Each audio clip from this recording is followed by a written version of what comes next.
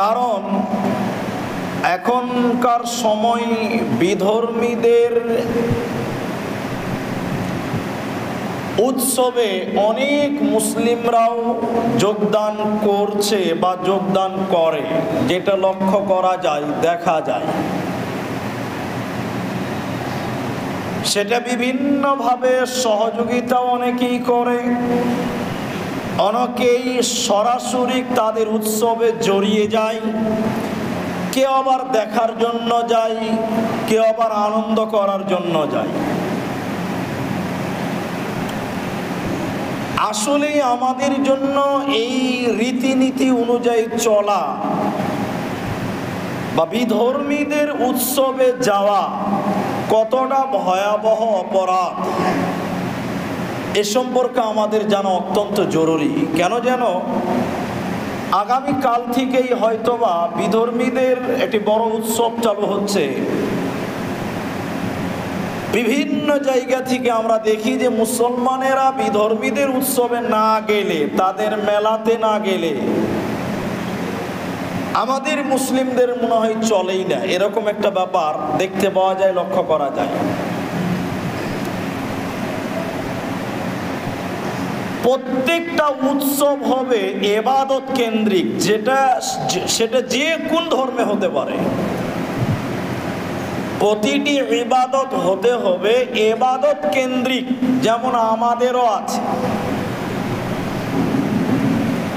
কোনো অমুসলিম যদি কোনো মুসলিম রাষ্ট্রে থাকে, সরকারে ট্যাক্স দেয়, তাহলে সরকারের উচিত হয়, সরকারের জন্য জরুরি হয়, রাষ্ট্রের জন্য জরুরি হয় সেই অমুসলিমকে নিরাপত্তা দান করা, তার ধর্মকে মানার সুযোগ দেওয়া,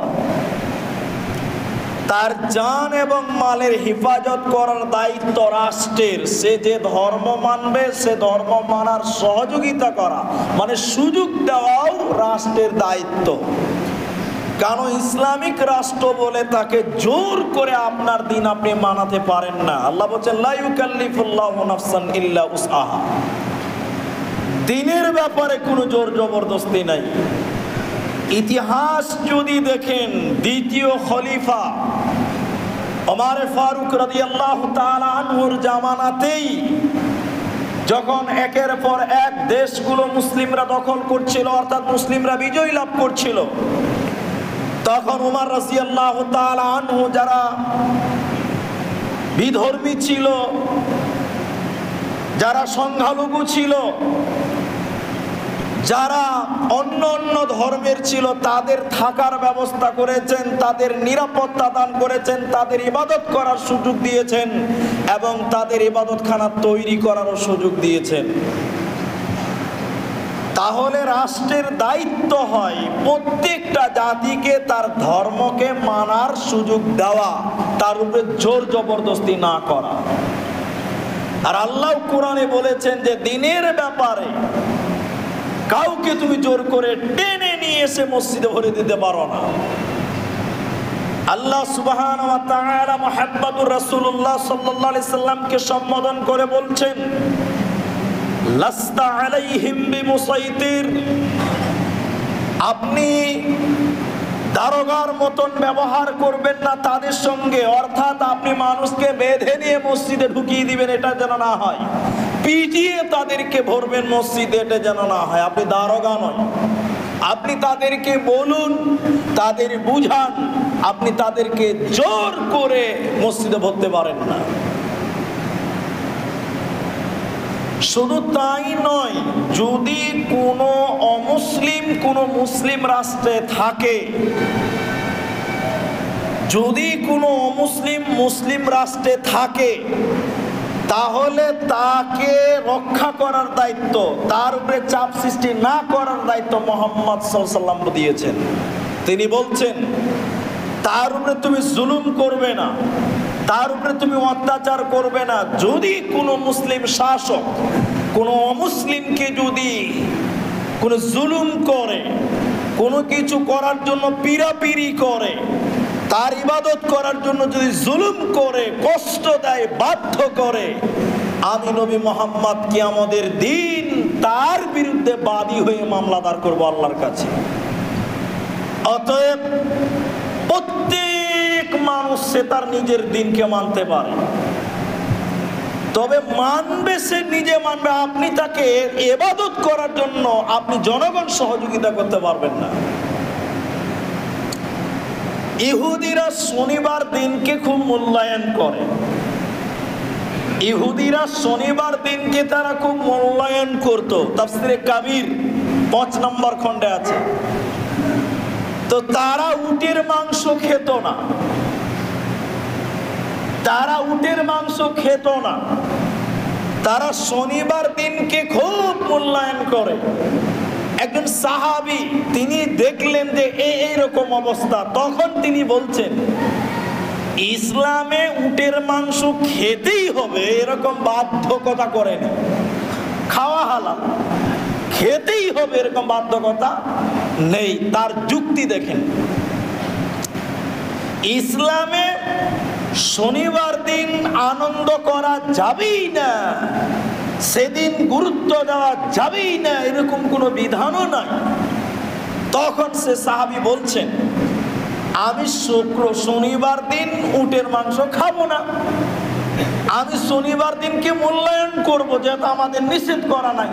তাহলে কি হবে, মুসা আলাইহিস সালামের দিনকে সম্মান জানানো হলো, মানা হলো, আমার ইসলামও মানা হলো, আর মুসা আলাইহিস সালামের দিনকে অর্থাৎ ইহুদিদের রীতিনীতিকেও সম্মান করা হলো।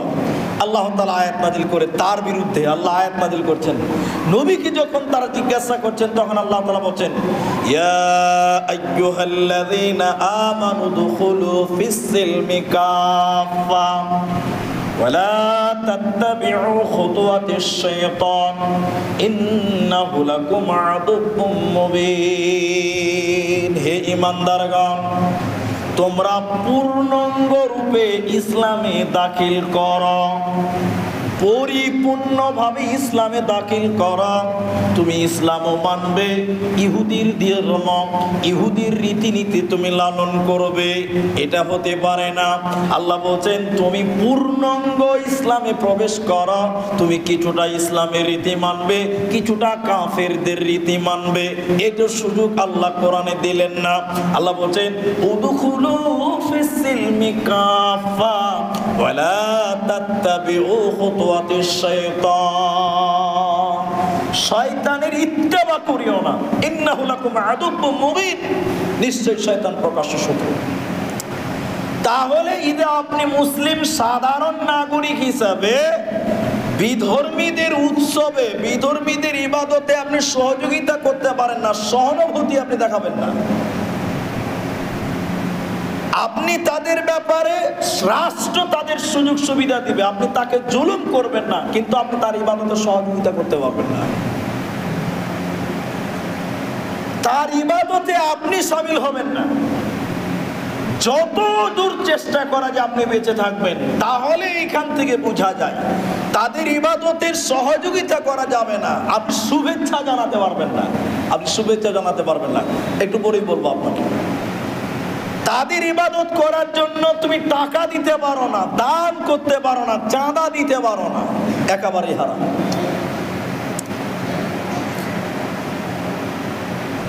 মুসনাদ আহমদের তারিক বিন শিহাব রাদিয়াল্লাহু তাআলা আনহু থেকে একটি হাদিস, একটা লোক, দুটি লোক প্রতিদিন একটা রাস্তা দিয়ে যায়। একটু মনে করলে হাদিসটা আপনারও মনে হবে। একদিন ওই রাস্তাতে চাঁদা তুলছে গায়রুল্লাহর নামে, মানে আল্লাহ ছাড়া অন্যের নামে টাকা তুলছে, চাঁদা তুলছে, মানত তুলছে, যাই বলেন রাস্তা বন্ধ করে করে করে করে তুলছে। এখনো দেখবেন অনেক সময় কিছু কিছু কম বুদ্ধির মুসলমান তারা মসজিদের নামে রাস্তা বন্ধ করে টাকা তুলে, কিছু কিছু কম বুদ্ধি মুসলিমরা জলসার নামে রাস্তা বন্ধ করে চাঁদা তুলে, এখনো কিছু কিছু নাদান মানুষ যারা তাদের পূজার জন্য রাস্তা বন্ধ করে দুর্গা পূজার চাঁদা তুলছে বা তুলে কি তুলে না, তুলে। হাদিস যেটা বলছিলাম, তো ওই রাস্তা দিয়ে প্রতিদিন দুটি লোক যায়। একদিন ওই রাস্তা বন্ধ করে করে মুশরিকেরা, ইহুদিরা তারা টাকা তুলছে। মানত চলছে, যে কোনো জিনিস দিতে হবে। একটা লোক ওই রাস্তা দিয়ে যাচ্ছে, ওখানে গেছে, তাকে আটকে দিয়ে বলছে, আমাদের প্রভুর নামে আমাদের ইবাদত গায়ে তুমি কিছু দান করো, মানত করো, মানসিক করো। লোকটা বলছে যে আমার কাছে যে কিছুই নেই। লোকটা বলছে যে আমার কাছে তো টাকা নাই। বলে যা কিছু তুমি দাও। বলে আমার কাছে যে কিছুই নাই। বলে তোমাকে দিতেই হবে, আমাদের দেবতার নামে আমাদের প্রভুর নামে তোমাকে কিছু দিতেই হবে, না দিলে তোমাকেও ছাড়বো না, তোমার রাস্তাও ছাড়বো না। পরিস্থিতি খুব জটিল। তখন লোকটা একটা মাছি দিয়ে দিয়েছে। মাছি এরকম করে ধরে বলছে, যাও তোমাদের দেবতার নামে মাছিটা ছেড়ে দিলাম, তোমাদের দেবদেবীর নামে মাছিটাকে আমি উৎসর্গ করে দিলাম, ছেড়ে দিলাম। তারা তার রাস্তাকে ছেড়ে দিল। রাসূলুল্লাহ বলছেন ফাদাখালা নারা, লোকটা জাহান্নাম চলে গেল।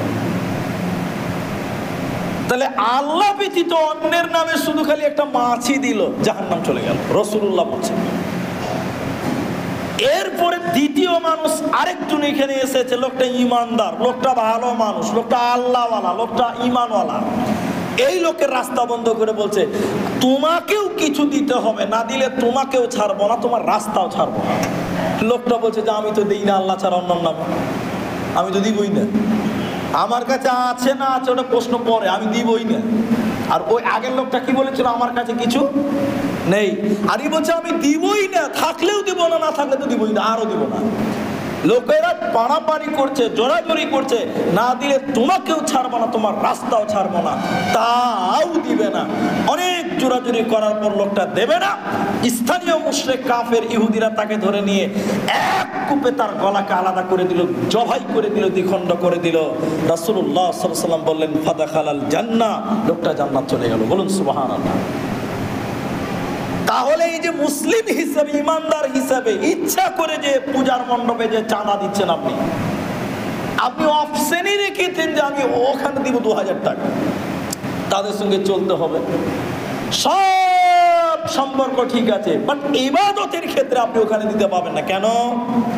ওখানে আপনার আল্লাহকে অপমান করা হয়, ওখানে আপনার আল্লাহকে অপমান করা হয়।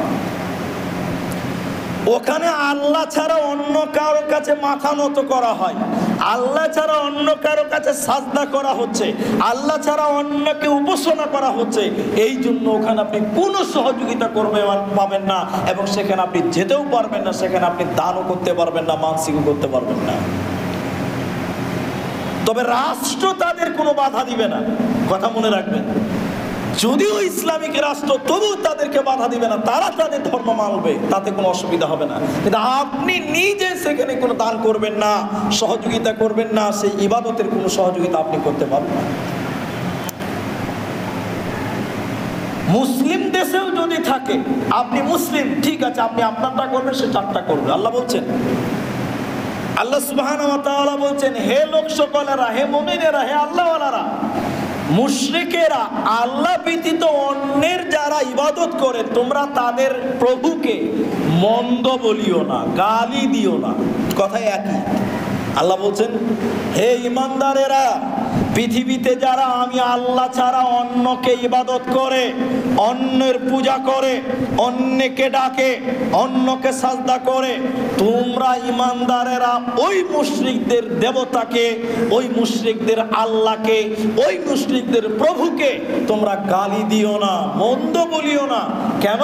তুমি যদি তাদের প্রভুকে গালি দাও, সেও তোমার প্রভু আল্লাহকে গালি দিবে। অতএব এদিক দিয়ে দুইজন দুই রকম থাকবে, সে তার দিন পালন করবে, তুমি তোমারটা করবে। লাকুম দীনুকুম ওয়ালিয়া দীন, তুমি তোমারটা করবে, তুমি তাকে জোরাজুরি করবে না, পারাপারি করবে না, তবে বুঝাবার চেষ্টা করবে। কিন্তু তুমি তার ইবাদতে যে ভাঙচুর করতে পাবে না, তুমি তার ইবাদতে যে মারামারি করতে পাবে না, তাকে কষ্ট দিবে না, তাকে বুঝাবে। বুঝে গেলে আলহামদুলিল্লাহ, তুমি নেকি পাবে। আর যদি কষ্ট দাও, আল্লাহ বলছেন লা ইউকাল্লিফুল্লাহু নাফসান ইল্লা উসআহা, তাদের উপরে জুলুম করতে পাবেন না। তাহলে সেখানে আপনি দান করতে পাবেন না, তাদের উৎসবে আপনি যেতে পারবেন না। এবার উৎসবের ব্যাপারে আসে। অনেক মানুষ বলছে যে ধর্ম যার যার উৎসব সবার। এই জন্য মুসলমান ছেলেরা দেখেন ফেসবুকে লিখছে শুভ শারদিয়া, শুভ অমুক কিছু, অমুক তমুক শুভেচ্ছা জানাচ্ছে, এবং কি নিজেও তাদের উৎসবে যাচ্ছে, তাদের উৎসবের ছবি তুলে সোশ্যাল মিডিয়ায় ছাড়ছে আর লিখছে ধর্ম যার যার উৎসব স্বভাব না, ধর্ম যার যার উৎসব তা। বলি কেমন করে? রাসূল সাল্লাল্লাহু আলাইহি ওয়াসাল্লাম ইসলামে দুটি উৎসব আছে, আমাদেরও দুইটি উৎসব আছে, একটা হলো ঈদুল আযহা আর একটা ঈদুল ফিতর। এটা রোজার ঈদ আর একটা কোরবানির ঈদ।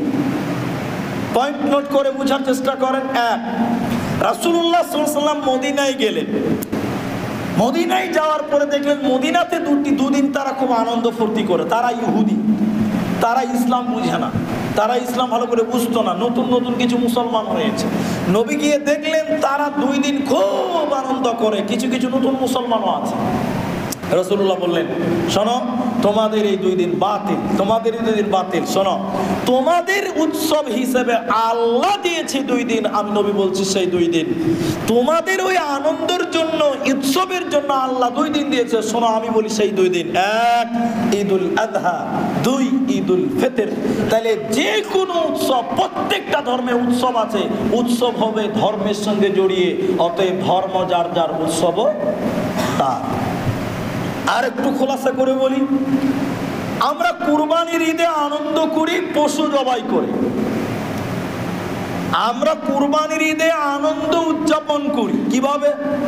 পশু জবাই করে, সেটা খাসি হতে পারে, ভেড়া হতে পারে, দুম্বা হতে পারে, গরু হতে পারে। বাঙালি গরু খাই, বেশি গরু দিচ্ছি আমরা। তাহলে গরুকে আমরা জবাই করে কুরবানিতে আমরা আনন্দ করি, আমরা করি তো, আনন্দ করি।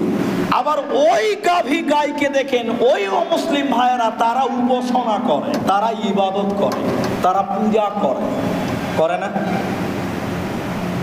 এখন দেখেন আপনি ওটাকে জবাই করে উৎসব পালন করছেন, আর ওরা কি আপনার এই জবাইটাকে নিয়ে উৎসব পালন করতে পারবে? বলেন, আপনার এই জবাই নিয়ে কি তারা উৎসব পালন করতে পারবে? পারবে না। এখানে আপনি বলেন যে ধর্ম যার যার উৎসব সবার, বলেন দেখি তারা বলুন যে কুরবানি, শুভ কুরবানি, বলবে না। আরে মুসলিমদের কত পিটিয়ে পিটিয়ে মারা হচ্ছে গাভী আর গরু কিনা বেচা করার জন্য। তা আপনি যে নাদান মূর্খ, আপনি যে বললেন যে ধর্ম যার যার উৎসব সবার, তাহলে কুরবানি গরু জবাই করে আপনি উৎসব পালন করছেন, আর ওই দিন ওরা দুঃখ প্রকাশ করছে কেন? ওটা তাদের দেবতা, ওটা তাদের মা, ওটা তাদের মা, ওটা তাদের মা। তাহলে আপনার উৎসব হলো, তার সেদিন উৎসব হতে পারে না। তাহলে ধর্ম যার উৎসব তার, ধর্ম যার উৎসব তার, ধর্ম যার উৎসব তার, ধর্ম যার যার উৎসব সবার, এটা মিথ্যা কথা, এটা প্রতারণা মাত্র। পৃথিবীর বিখ্যাত স্কলারগণের যদি বক্তব্য পেশ করি অনেক সময় লেগে যাবে। পৃথিবীর বিখ্যাত যারা স্কলার তারা বলছেন ধর্ম যার উৎসব তার, কারণ উৎসব কোনদিন ধর্ম ব্যহিত হতে পারে না। উৎসব ধর্ম ছাড়া হয় না। আপনি রোজ ইসলাম ঈদ, ঈদ, ঈদ মানে আদায় আউদু ঈদান, বারবার ফিরে আসে, ঈদ মানে খুশি, ঈদ মানে আনন্দ, ঈদ বারবার আসে। তাহলে প্রতিটি ধর্মে উৎসব আছে, আর সেই উৎসবগুলো হলো ইবাদত কেন্দ্রিক, ইবাদতের মাধ্যমে হয়। মুসলিমদের জন্য 2টি, অন্য অন্য ধর্মে বেশিও আছে, কমও আছে, আরও বেশি আছে। অতএব যার যেটা ধর্ম তার সেটা উৎসব। তোমার উৎসবে তারা যেমন আসবে না, তোমার উৎসবে যেন তারা খুশি হবে না, তোমার কুরবানিতে তারা খুশি হতে পারবে না। অতএব তুমিও তার ওই মেলাতে, তার উৎসবে, তার পূজাতে তুমি আনন্দিত কি করে হও যেখানে তোমার আল্লাহকে অপমান করা হয়।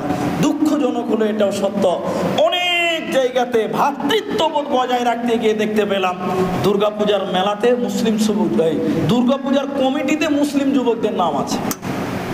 কেন আছে? বলছে এটা হলো ভ্রাতৃত্ববোধ। না, আল্লাহ তাবারাক ওয়া তাআলা শিরকের ব্যাপারে বড়ই কঠিন, বড়ই কঠোর। রাসূলুল্লাহ সাল্লাল্লাহু আলাইহি ওয়াসাল্লাম এরপরে বলছেন, শোনো, অচির আয়েশা রাদিয়াল্লাহু তাআলা আনহা থেকে বর্ণিত, তিনি বলেন রাসূল সাল্লাল্লাহু আলাইহি ওয়াসাল্লাম বলছেন, অতদিন দিন রাত পার হবে না, অতদিন অফিরায়াতিন, অতদিন পর্যন্ত দিন রাত শেষ হবে না, অতদিন কিয়ামত হবে না, যতদিন আমার উম্মতের কিছু লোক মূর্তি পূজা না করবে, মুশরিকদের সঙ্গে মিশে না যাবে, অতদিন পর্যন্ত কিয়ামত হবে না। যতদিন আমার উম্মত লাত এবং উজ্জা মূর্তি পূজা না করবে ততদিন পর্যন্ত কিয়ামত হবে না। দেখেন আজকের মুসলমান অমুসলিমদের, গায়ের মুসলিমদের যেখানে ইবাদত করা হচ্ছে, ঢোক ঢাল পিটানো হচ্ছে, পূজা করা হচ্ছে, বিভিন্ন তাদের ইবাদত করা হচ্ছে, তারা করবে, ওটা আমাদের বাধা দেওয়ার কিছু নেই, তারা করছে। কিন্তু মুসলিম হয়ে সেখানে দেখতে যাচ্ছে, তাদের মণ্ডপ ঘুরে দেখছে, তাদের উৎসবে অংশগ্রহণ করছে, তাদের মেলাতে ঘুরে ঘুরে ঘুরে ঘুরে পাপের বোঝা মাথায় নিচ্ছে। আল্লাহ সুবহানাহু ওয়া তাআলা শিরককে মাফ করেন না। সেখানে না যাওয়ার আরেকটি গুরুত্বপূর্ণ কারণ হলো কোরআনুল কারীম এবং মুহাম্মদ সাল্লাল্লাহু আলাইহি ওয়াসাল্লাম বলছেন, যখন কোনো মানুষ আল্লাহ ব্যতীত অন্যের ইবাদত করে, যখন কোনো মানুষ আল্লাহ ছাড়া অন্যের উপাসনা করে, ওই জায়গাতে আল্লাহ গজব নাজিল করে। গজব, গজব, ওই জায়গাতে আল্লাহ গজব নাজিল করে। তো সেই জায়গাতে যদি তুমি মুসলিম যাও, তোমার উপরেও গজব নাজিল হবে, এই জন্য তুমি যেতে পাবে না। ওই জায়গাতে গজব নাজিল করে আল্লাহ রাগান্বিত হয়ে সেখানে তুমি যাইও না। সেখানে তুমি কেন যাবে? তোমার উপর আল্লাহ গজব নাজিল করবে, তোমাকে আল্লাহ হালাক করবে, তোমাকে বরবাদ করবে। এই জন্য হে মুসলিম, তুমি সেখানে যেতে পারো না। তাহলে অমুসলিমদেরকে সম্মান করবেন, সেটা কি চলাফেরার খাতিরে, ইবাদতের খাতিরে নয়। আসমা বিনতে আবু বকর রাদিয়াল্লাহু তাআলা আনহা বলেন, আমার মা এলেন মক্কা থেকে মদিনাতে বা অন্য কোথাও, মক্কা থেকে এসেছেন। আমি রাসূল সাল্লাল্লাহু আলাইহি ওয়াসাল্লামকে বললাম, আল্লাহর নবী, আমার মা এসেছে, সে অমুসলিম, সে মুশরিক, আমি কি আমার মায়ের সঙ্গে ভালো ব্যবহার করব, সুসম্পর্ক বজায় রাখবো? আমি কি আমার মায়ের সঙ্গে ভালো ব্যবহার করব? আমি কি আমার মায়ের সঙ্গে শুভ ব্যবহার করব? রাসূলুল্লাহ বললেন, হ্যাঁ হ্যাঁ হ্যাঁ, অবশ্যই অবশ্যই তুমি তোমার মায়ের সঙ্গে ভালো আচরণ করো। যদিও তোমার মা মূর্তি পূজা করে, যদিও তোমার মা দেবদেবী পূজা করে, তবুও তুমি তার সঙ্গে ভালো আচরণ করো। তাহলে এমনি চলাফেরা ঠিক আছে, তার সঙ্গে আপনি ভালো ব্যবহার করুন, সম্পর্ক রাখুন, ব্যবসা করুন, বাট ইবাদতের ক্ষেত্রে কোনো কম্প্রোমাইজ নেই। শিরকের সঙ্গে কোনো আপোষ করা যাবে না। আপনি সেখানে কোনো রকম দান করতে পারবেন না, কোনো রকম সহযোগিতা করতে পারবেন না। আমার ব্যক্তিগত অভিজ্ঞতা যদি বলি, বুঝতে কেমন লাগবে? রাস্তাতে গাড়ি ধরে নিয়েছে, বলছে চাঁদা দেন। কিসের চাঁদা? পূজার চাঁদা। আমি তো পূজাতে চাঁদা দিই না। বলে দিতে হবে। বলে আমি দিই না। বলে দেন, যা পারবেন তাই দেন। বলে না, আমি কোনো মতেই দিব না। বলে কিছু দেন। আমি তখন বললাম, তুমি কি কিছু খাবে? তোমাকে আমি খিলাম। ওরা 2-4 জন ছিল, ওটা হাজারদুয়ারি আশপাশে, মুর্শিদাবাদ। তুমি যদি বলো যে 20 টাকা আমি খাবো, আমাকে দেন, আমি তোমাকে 50 টাকা দেবো, বাট তোমার ইবাদতের জন্য আমি দেবো না। তোমাকে আমি ভালোবাসি, বাট তুমি যে পাপ করবে ওই কাজে আমি সহযোগিতা করতে পারি না, আর আমি পারবো না। এইভাবে নিজেকে হিকমতের সঙ্গে কৌশলতা অবলম্বন করুন। তাহলে বলছিলাম, যদি অমুসলিম প্রতিবেশী থাকে, তার সঙ্গে ভালো আচরণ করেন, ভালো ব্যবহার করেন। খাওয়া দাওয়ার দিক দিয়ে ঠিক আছে, আপনার খুশির দিনে তাকে আপনি খিলাতে পারেন, কোনো অসুবিধা নাই। তার খুশিতে আপনি কিছু খেতে পারেন, যদি সেটা ইবাদত না হয়। যেমন তাদের প্রসাদ খাওয়া যাবে না, ওখানে প্রসাদ খেতে পারবেন না, কারণ প্রসাদটা ওই দেবতার জন্য উৎসর্গ করা হয়েছে, খাওয়া যাবে না। আর ওই প্রসাদে 5টা জিনিস থাকে, তার মধ্যে গোবর থাকে, গোমূত্র থাকে, অনেক আছে, এইগুলো তথ্য আছে, খাওয়া যাবে না। বাট তাদের বাড়িতে আপনার কোনো অনুষ্ঠানে, যেমন ধরেন পারিবারিক অনুষ্ঠান, বিয়ে শাদী বা আবিজাবিতে, যদি মনে করেন তাদের রুজি হালাল, ইনকাম হালাল, লোকটা লেবারি করে খায়, 300 টাকা দিন, তার মেয়ের বিয়ে, আমাকে বলছে 2টা ডাল ভাত খেয়ে যাবেন, আপনি যান, অসুবিধা নেই। তাদের জবাই খাবেন না, সবজি ভাত খান, এটা প্রতিবেশী, আপনি যাবেন, আপনি তাকে ডাকেন, বাট তাদের ইবাদতে আপনি আপোষ করবেন না, তাদের ইবাদতে আপনি যাবেন না, আর তাদেরকে কোনো কষ্ট দিবেন না। রাসূল সাল্লাল্লাহু আলাইহি ওয়াসাল্লাম বললেন, কোন মুসলিম দেশে যদি কোনো অমুসলিম বাস করে, ওই দেশের মুসলিম যদি ওই অমুসলিমকে হত্যা করে, অমুসলিমকে জুলুম করে হত্যা করে, এই মুসলিমের জন্য জান্নাত হবে না, জান্নাত পাবে না। জান্নাত তো পাবে না, জান্নাতের ঘ্রাণও পাবে না, অথচ জান্নাতের সেন্ট পাওয়া যাবে। 40 বছরের রাস্তার দূরত্ব থেকে জান্নাতের সেন্ট পাওয়া যাবে। কিন্তু যে লোক একজন অমুসলিম কমজোর ব্যক্তিকে অন্যায়ভাবে হত্যা করে, জুলুম করে, এই লোকটাকে জান্নাত তো দেবে না, জান্নাতের ঘ্রাণও দিবে না, জান্নাতের সেন্টও দিবে না। সম্মানিত মসজিদের মুসল্লি, তাহলে প্রতিটি ইসলাম বলে মানবতার কথা। একজন সংখ্যালঘু মানুষ, সে অমুসলিম হতে পারে, তাকে তুমি অত্যাচার করতে পারো না, তার উপরে জুলুম করতে পারো না, সে তার দিন মানবে, সে তার ইবাদত করবে, তুমি তাকে বাধা দিও না, তবে শুনে নাও তুমি তাকে বুঝাতে পারো, তাকে হিকমতের সঙ্গে কৌশলের সঙ্গে বুঝাও, কিন্তু তার উপরে জুলুম করে নয়, অত্যাচার করে নয়। তাহলে ইসলাম বলে মানবতার কথা। প্রত্যেক মুসলিম দেশে যারা সংখ্যালঘু তারা তাদের ইবাদত, তাদের দিন, তাদের ধর্ম মানার অধিকার তারা রাখে। মুসলিম শাসক হলেও অধিকার তাদেরকে দিতে হবে। আল্লাহ সুবহানাহু ওয়া তাআলা আমাদের এই শিরকি উৎসবে, গায়ের মুসলিমদের শিরকি উৎসবে আমাদের সেখান থেকে দূরে থাকার, সেই পাপ থেকে আমাদের সরে থাকার যেন তৌফিক দান করেন। আমরা বলি আল্লাহুম্মা আমিন। আল্লাহ সুবহানাহু ওয়া তাআলা আমাদের ইবাদতগুলো যেভাবে আল্লাহ বলেছেন, নবী বলেছেন, সেভাবে যেন করতে পারি। আল্লাহ তুমি তৌফিক দান করো, বলুন আল্লাহুম্মা আমিন। আমাদেরও যেমন উৎসব আছে, প্রত্যেক ধর্মে কম বেশি উৎসব আছে, তাই নিজের ধর্মের উৎসবকে উদযাপন করুন। অন্য ধর্মের উৎসবকে সম্মান করাও যাবে না, অন্য ধর্মের উৎসবে যাওয়াও যাবে না। নিজের ধর্মের উৎসবকে ফলো করুন, নিজের ধর্মের উৎসবকে গ্রহণ করুন। আল্লাহ সুবহানাহু ওয়া তাআলা আমাদের বুঝদান করুন, বলুন আল্লাহুম্মা আমিন। আল্লাহ তুমি বড় দয়াবান, তুমি বড় ক্ষমাবান, আমাদের জীবনের যাবতীয় গুনাহ খাতাকে মার্জনা করো। আমরা বলি আল্লাহুম্মা আমিন।